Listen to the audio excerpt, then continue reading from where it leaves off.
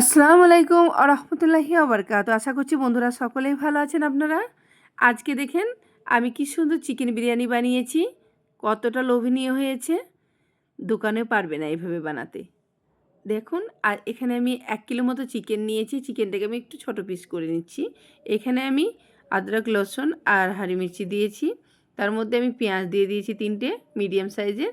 এখানে চিকেনটা ধুয়ে একটু ধনের পাতা দিয়েছি। এখানে আমি বিরিয়ানি মশলা বাড়িতে তৈরি করে রেখেছিলাম, ওটা দিয়েছি। সব কিছু মশলা, পাউডার মশলা দেওয়ার পরে ১৫০ গ্রাম মতো দই দিয়েছি। আর এখানে ওই পেস্টটা দিয়ে মাস্টার্ড অয়েল দিয়ে আমি ২-৩ ঘন্টা মতো ম্যারিনেট করে রেখেছি। আলুটা এইভাবে কেটে নিয়েছি।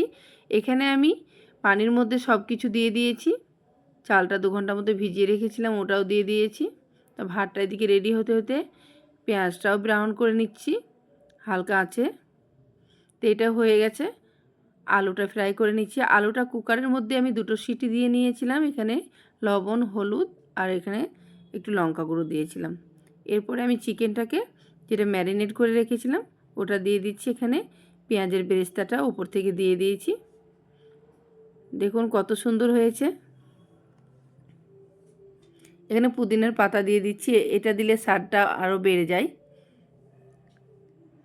এভাবে অনবরত কষতে থাকতে হবে। আলুটা একদম সফট হয়েছে, খুবই ভালো হয়েছে। এখানে মাংসটা অনবরত আমাকে কষে নিতে হবে। মাংসটা অনেকটা সফট হয়েছে।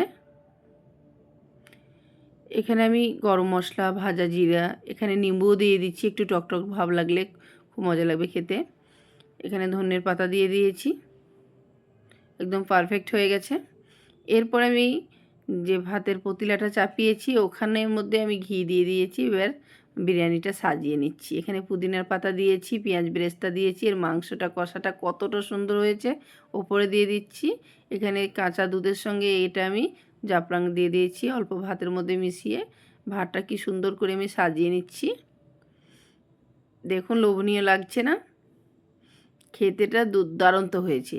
এটা খেতে যা মজার আপনারা বাসায় না বানালে বুঝতে পারবেন না। সময় লেগেছে কিন্তু অসাধারণ হয়েছে, অসাধারণ। এটা দমে দিয়ে দিয়েছিলাম।